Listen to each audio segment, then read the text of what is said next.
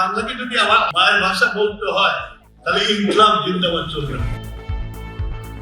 ভোর 6:08।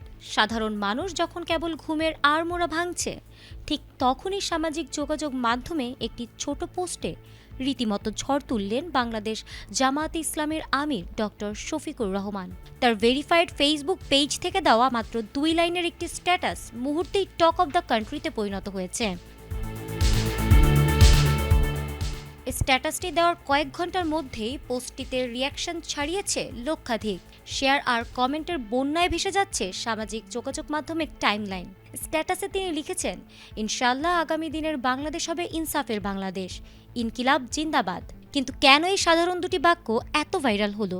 বাংলাকে যদি ধারণ করতে হয়, বাংলাকে যদি আমার মায়ের ভাষা বলতে হয় তাহলে ইনকলাব জিন্দাবাদ চলবে। রাজনৈতিক বিশ্লেষকরা বলছেন এর পেছনে কাজ করছে সাম্প্রতিক স্লোগান বিতর্ক এবং জামায়াতের রাজনৈতিক কৌশলের পরিবর্তন। গত 21শে ফেব্রুয়ারি এক অনুষ্ঠানে বিদ্যুৎ ও জ্বালানি মন্ত্রী ইকবাল হাসান মাহমুদ টুকু ইনকিলাব জিন্দাবাদ স্লোগানটি বিদেশি এবং বাংলাদেশি সংস্কৃতির সাথে বেমানান বলে মন্তব্য করেছিলেন। সেই সাথে তিনি আরও বলেছেন, এগুলো বললে আমাকে ভারতের দালাল বানিয়ে ফেলবে, তারপরও আমি বলবো, কারণ আমার জীবন আছে বলেই আমি মুক্তিযুদ্ধে গিয়েছি এবং মন্ত্রী হয়েছি। মন্ত্রীর সেই বক্তব্যের পর ইনকিলাব মঞ্চ থেকে শুরু করে হাসনাত আবদুল্লাহ, নাসিরুদ্দিন পাটোয়ারি ও সার্জিস আলম সহ বিভিন্ন শ্রেণী পেশার মানুষ সামাজিক যোগাযোগ মাধ্যমে দিচ্ছেন পাল্টা প্রতিক্রিয়া। আর এর পরপরই এই প্রসঙ্গে সামাজিক যোগাযোগ মাধ্যমে বাংলাদেশ জামায়াতে ইসলামের আমির ডক্টর শফিকুর রহমানের দেওয়া একটি ছোট পোস্টে রীতিমতো ঝড় তুলেছে।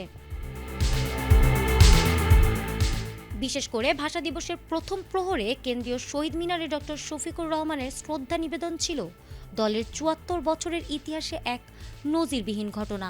সেই ঐতিহাসিক পদক্ষেপের রেশ কাটতে না কাটতেই ইনকিলাব বা বিপ্লবের ডাক দিয়ে তিনি নিজের অবস্থান আরও কঠোরভাবে স্পষ্ট করলেন।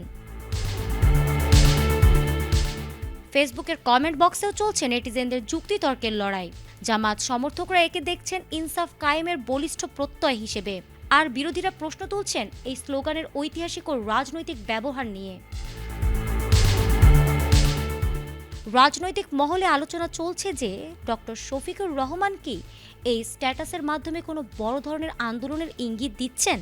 জামাত আমিরের এই ভোরবেলার সারপ্রাইজ আপাতত দেশের ডিজিটাল রাজনীতির মাঠ পুরোপুরি দখল করে রেখেছে। ফারহানা হক, এটিএন বাংলা।